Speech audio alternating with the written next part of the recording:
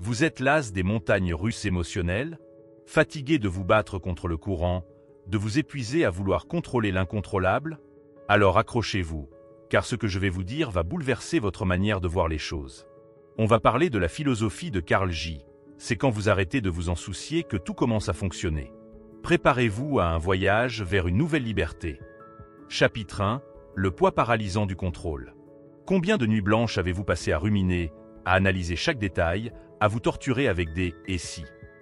Ce besoin obsessionnel de contrôler chaque aspect de votre vie, chaque interaction, chaque résultat, vous épuise. Il vous cloue sur place, vous paralyse. Vous dépensez une énergie phénoménale à manipuler des éléments hors de votre portée, laissant de côté ce qui réellement dépend de vous, votre action, votre attitude, votre persévérance. Imaginez un jardinier qui passe des heures à vouloir contrôler la croissance de chaque plante, à surveiller chaque bourgeon. Il finit par épuiser ses forces, laissant le jardin à l'abandon. La sagesse réside dans l'acceptation de l'imprévisible, dans la confiance en un processus plus grand que nous. Ce n'est pas en contrôlant le vent, mais en ajustant vos voiles que vous atteindrez votre destination. Détachez-vous de cette obsession, soulagez-vous du poids du contrôle. Choisissez de vous concentrer sur votre action et lâchez prise sur le résultat. C'est le premier pas vers la liberté. N'oubliez pas, vous contrôlez votre effort, pas le résultat. Chapitre 2. La peur, le voleur de rêves. La peur de l'échec, la peur du jugement, la peur de l'inconnu. Elles sont les gardiennes de votre zone de confort, les bourreaux silencieux de vos ambitions. Elles vous murmurent des doutes, vous bombardent d'arguments contre votre propre bonheur. Une amie à moi rêvait d'ouvrir sa propre boutique. Pendant des années, elle a laissé la peur du jugement et la peur de l'échec la paralyser. Elle a révisé son plan d'affaires des dizaines de fois sans jamais franchir le cap. Il lui aura fallu une année sabbatique et une dose considérable d'encouragement de sa part pour enfin se lancer. Et devinez quoi? Sa boutique est un succès aujourd'hui. La peur est un leurre, un obstacle mental. Elle n'est qu'une illusion, une construction de votre esprit. Pour aller de l'avant, apprenez à identifier vos peurs, à les nommer, à les déconstruire. Remplacez-les par la foi en vous-même, par la confiance dans votre capacité à apprendre et à grandir, même à travers les erreurs. Commencez petit, célébrez chaque pas franchi, et vous verrez que vous êtes capable de beaucoup plus que vous ne le pensez.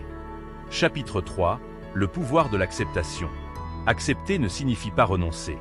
Accepter, c'est reconnaître la réalité telle qu'elle est, sans résistance, sans jugement.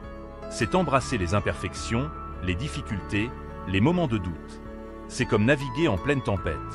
Vous ne pouvez pas contrôler la tempête, mais vous pouvez maîtriser votre bateau. Accepter la situation est le premier pas vers la résolution du problème. Un entrepreneur avait lancé une start-up.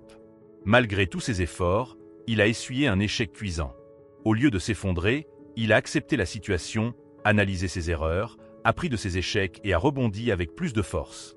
Aujourd'hui, il est un entrepreneur accompli grâce à cette acceptation qui lui a permis de se libérer du poids de la culpabilité et de la frustration. Acceptez le présent, apprenez de vos erreurs et construisez votre avenir sur des bases solides. Chapitre 4. L'importance du lâcher-prise. Lâcher prise, ce n'est pas l'abandon, mais le fait de relâcher la tension et la résistance.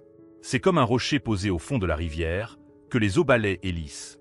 Avec le temps, il reste immuable. Laissez aller les préoccupations inutiles, les émotions négatives, les attentes parasites qui vous empêchent d'avancer.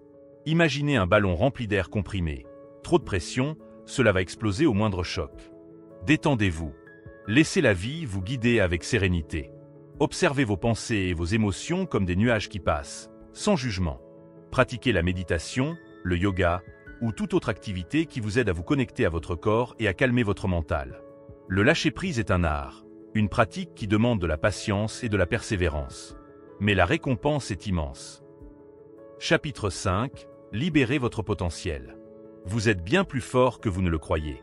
Vous avez en vous des ressources insoupçonnées, des talents à exploiter, des rêves à réaliser. Vous êtes un être extraordinaire avec des potentialités illimitées. N'ayez pas peur d'explorer vos passions, de repousser vos limites, de sortir de votre zone de confort. Un exemple, un ami a toujours rêvé d'écrire un roman. Il y a procrastiné pendant des années, jusqu'au jour où il a décidé de se lancer, malgré les doutes et les craintes. En 6 mois, un premier jet d'un roman était prêt. Il l'a fait. Même si l'ouvrage n'a pas été un best-seller, c'était un accomplissement personnel majeur pour lui. Croyez en votre potentiel et vous découvrirez des ressources insoupçonnées. Ne vous sous-estimez jamais. Chapitre 6. L'action, le moteur du changement. Le lâcher prise ne signifie pas l'inaction. Au contraire, c'est un état d'esprit qui vous permet d'agir avec plus d'efficacité, avec plus de détermination. L'action, même petite, est le moteur du changement. Une petite marche au quotidien, un chapitre écrit, une simple conversation, tout cela vous rapproche de vos objectifs. Le changement ne se produit pas par magie, il se construit par une addition de petites actions cohérentes. N'attendez pas l'inspiration, ne cherchez pas la perfection, commencez et agissez. Il faut parfois se forcer un peu. Le succès, c'est 1% d'inspiration et 99% de transpiration. Et l'action est la clé qui déverrouille votre potentiel. Chapitre 7. Focalisez-vous sur le processus. Ne vous concentrez pas uniquement sur le résultat, mais aussi et surtout sur le processus. Savourez chaque étape vers votre objectif, observez votre progression. Appréciez le chemin qui vous mène à votre destination, pas seulement l'arrivée. Un marathonien qui se concentre seulement sur la ligne d'arrivée risque de connaître l'épuisement et l'abandon. Le bonheur réside dans le chemin, pas seulement dans la destination finale. Cette focalisation sur le processus vous permettra de rester motivé, de persévérer dans les moments difficiles et d'apprécier le voyage. Chapitre 8. La persévérance, l'ami du succès. Le succès n'est pas linéaire.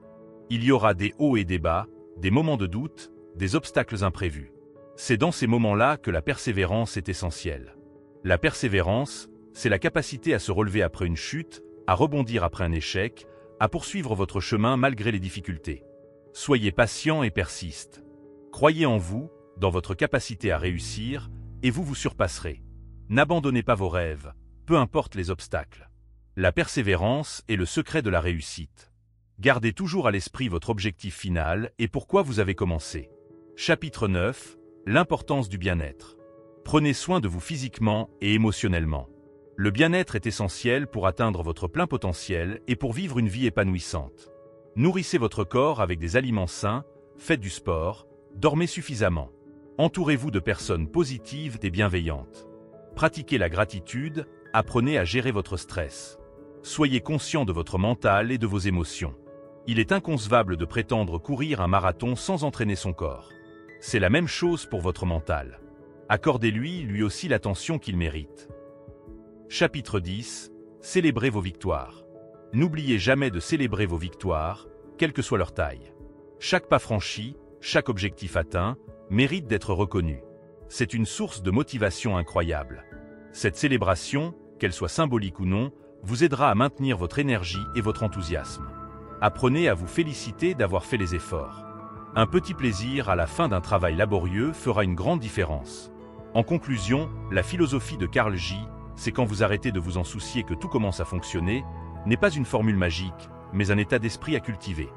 Un cheminement progressif entre acceptation, lâcher prise, action et persévérance. Alors, qu'attendez-vous? Prenez le contrôle de votre vie, en lâchant prise sur ce que vous ne pouvez pas contrôler. Commencez dès aujourd'hui à appliquer ces principes dans votre quotidien. Abonnez-vous à cette chaîne pour plus de conseils et d'inspiration, partagez cette vidéo avec vos amis et laissez un commentaire pour me faire part de votre expérience. Le changement commence maintenant. N'oubliez pas que le succès vous attend.